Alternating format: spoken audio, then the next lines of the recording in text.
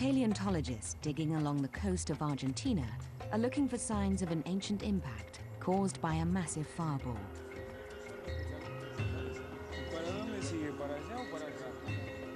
They've uncovered fossils of some very strange animals.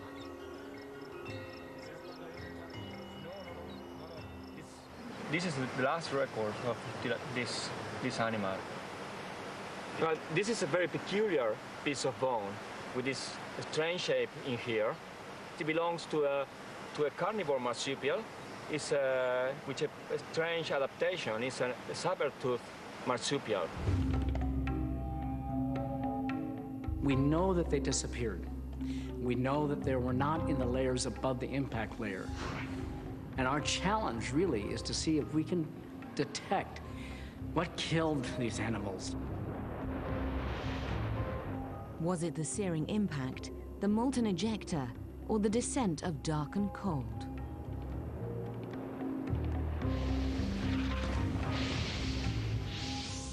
The blast may have been confined to one small region of South America, yet scores of unique animals disappeared forever. This was the type of event that occurs every so many millions of years. And it's that mystery on those types of extinctions that are on the margins of death and destruction that may be more appropriate for humans to be watching out for.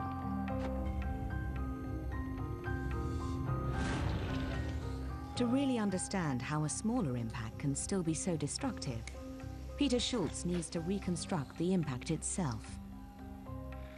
At the NASA Ames vertical gun range, a hypersonic gun shoots simulated impacts from any angle. This instrument allows us actually to capture the whole impact event in just a few milliseconds of time. But then we can stretch it out and actually pretend that we're back in Argentina watching the event actually happen. The intense blast, the intense heat, the tornadic velocity winds. And it will all take place here, inside this steel-reinforced chamber. A mixture of soils similar to the Argentine landscape. But can this sand be made to melt into glass?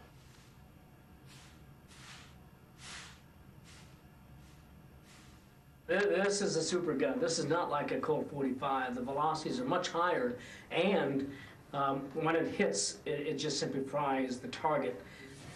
And it's the only one in the world like this. There's nothing that can get to the velocities or go to the different angles that this particular gun can.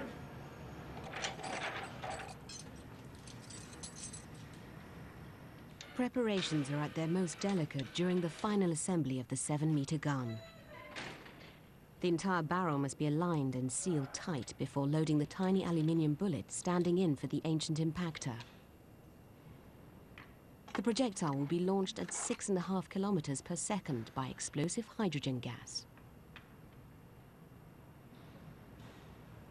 This is a gun that operates with hydrogen, and so you don't want to have any air in this chamber. When hydrogen mixes with it, you could have an explosion. So we have to put in a neutral gas of argon so that when the projectile and the gases come in, we don't have any risk of an explosion. Wide open?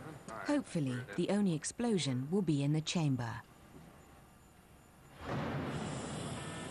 High-speed cameras will record the results at 500 frames per second.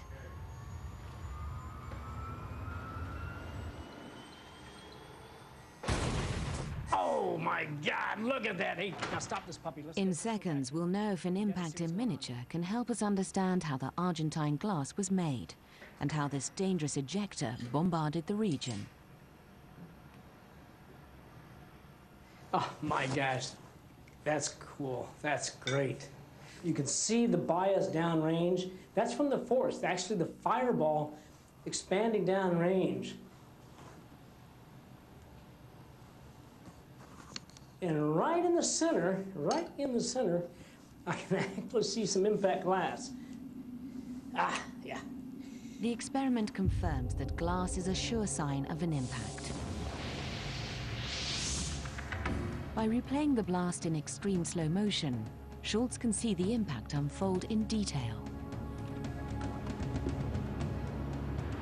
Oh, geez, look at this. This thing is hammered. There's the trail of the fireball heading down into the impact. This is really hot stuff going down. And then this next frame, we have this column of fire that is accompanying the projectile itself. And then you have the very hot gases, and these streaks, in fact, are the streaks of impact melt that are heading downrange. Here, right here, is a shock wave from the initial wake that is expanding out into the target. And then it just looks like all hell broke loose. This is just chaotic, but inside the crater is forming.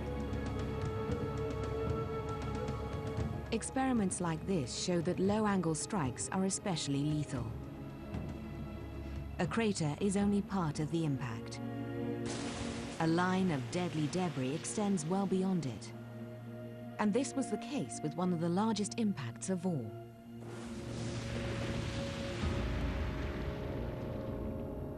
On the seafloor of the Caribbean is a crater carved 65 million years ago.